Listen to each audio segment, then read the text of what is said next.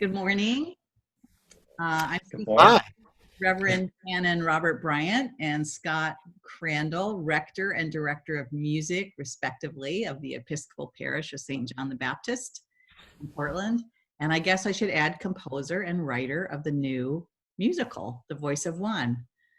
Robert, can you start? Would you tell us a bit about how this musical came to be?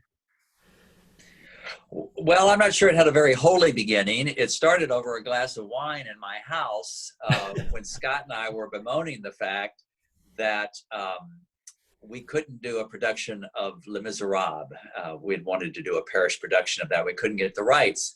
And so he said, why don't we write our own musical? And we both laughed, and we had a few more sips of wine. And by the end of the evening, it came up again. And he goes, no, what if we wrote a musical, what would we write a musical about? And I said, well, we serve at the parish of St. John the Baptist. Our patron has a pretty good story to tell. It's very compelling. It's got girls dancing to sexy music. It's got intrigue. It's got betrayal. And it's got a beheading. What more could we ask for? And so we decided to go with that, and all of a sudden it just started coming to life. So beheading is kind of the bonus. You're right. Yeah. And Scott, what has the process been? Like, how did you guys work on it together and bring it to be? What has that been like? Because it's a lot of back and forth, right? Well, I'll say just a little bit about before we even did that, what I did is I listened. Well, actually, we would get together and we would have a musical on in the background. Les Mis, Chicago, Dear Evan Hansen. And we would just kind of have in the background and make comments and talk about things. And then I did some more listening on my own, really listening to different musicals and thinking about what is it about this musical that really connects with people. And I kept coming back to how important the strength of the melodies are, something that you can really kind of hang your hat on, and then also kind of the all the different feels and the different approaches the different songs can take, so that it takes you through a journey.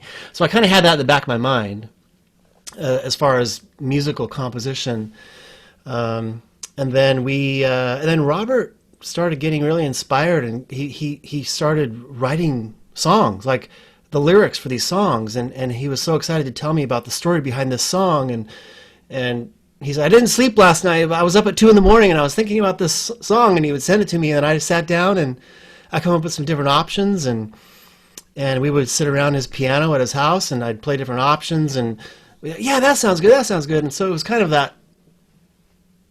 that's how it started. So you would compose based on around the lyrics, as opposed to the other way around. I guess that's typical, isn't it, in songwriting?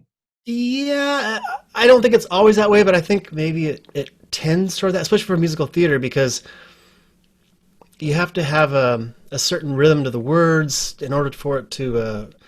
And when Robert would come up with some lyrics, he did a great job putting in the feel into the lyrics. So the lyrics had a rhythm to the words already. And so I could kind of capture that right away. And so, yeah.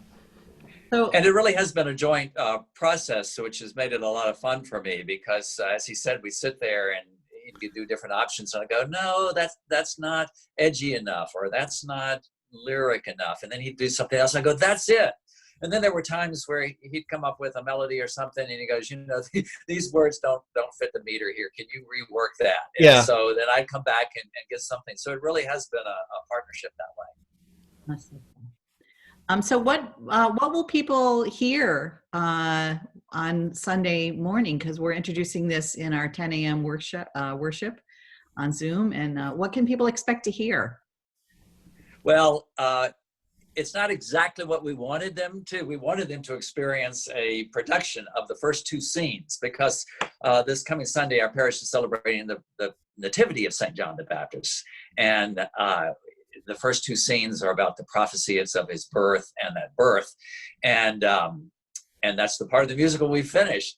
And so we wanted to totally stage it, but with the COVID-19, we have to keep social distance and everything, and so we've had to sort of tweak that and not be able to present all of the action. So I will serve as a commentator in between each song, sort of setting the stage and giving people something to picture, although there will be acting, and you'll see the singers engaged, although they're always 6 feet apart.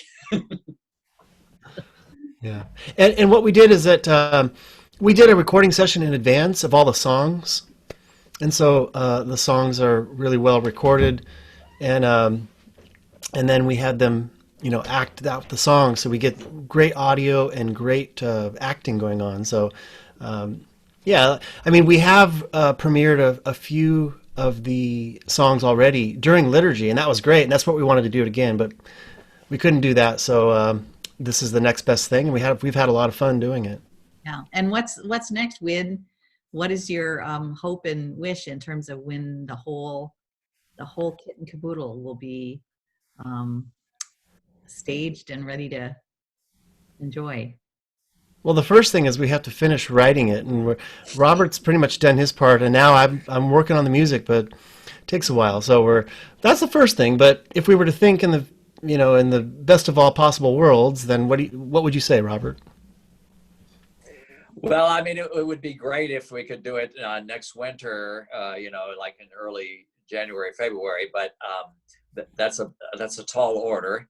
I keep saying we'll announce when it'll be staged when we finished writing it. But now, of course, we've got the whole challenge of when will gatherings of people packed into a church be able to happen again? Right. And when will people be able to sing at people? Yeah, I'm afraid it's really up in the air, but it's going to happen, and it's going to be a lot of fun.